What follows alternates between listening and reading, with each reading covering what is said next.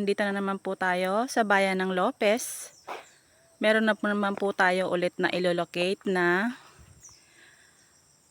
kalupaan na 1.2 hectare. Yan. Ito po yung boundary niya. Itong suha na to.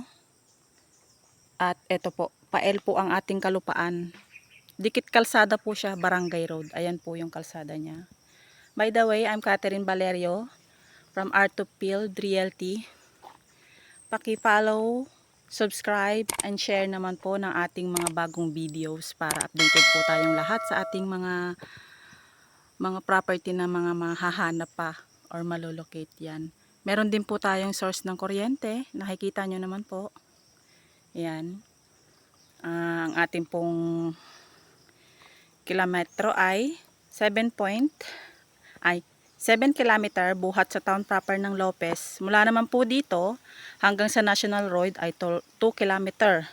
So ang kabuuan po niya ay 9 kilometer. Yan. Pasensya na po, medyo nabubulol at medyo hindi po maganda ang aking pakiramdam for today's video.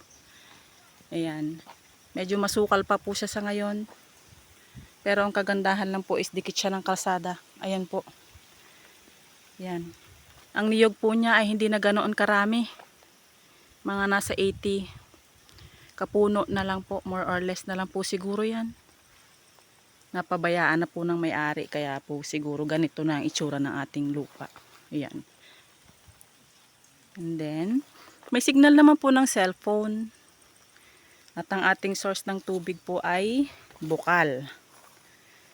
Ayan. TCT title na nga po pala siya. Ayan. May nalulukad po kahit paano. Ayan. Kaya lang kukunti po.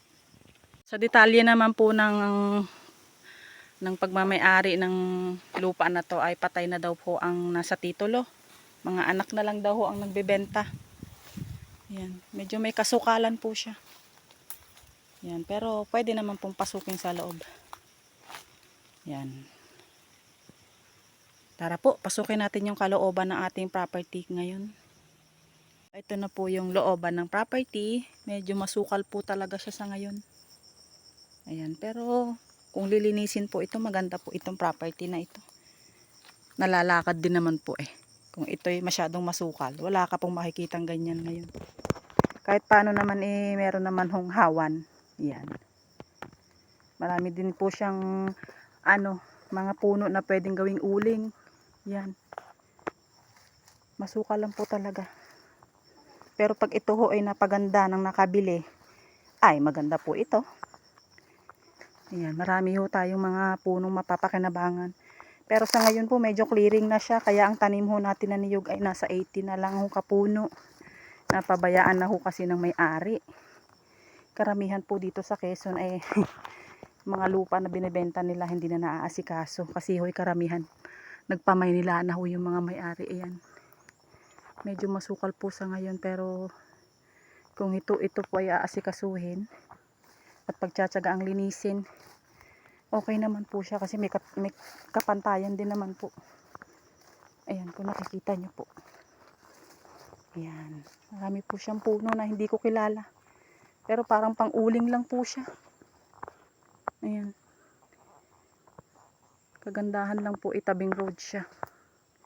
Pagbabae property nyo na.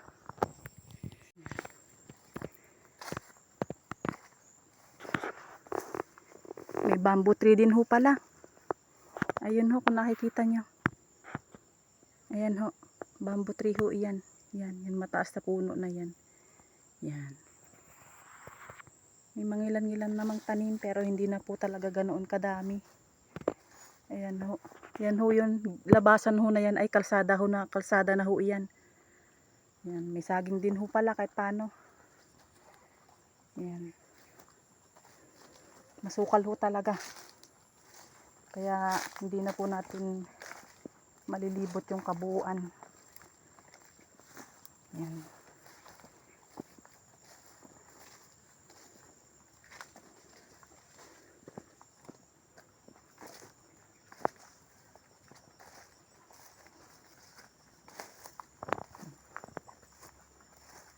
Sa gusto pong mag-avail, Nakikita nyo naman po yung number ko.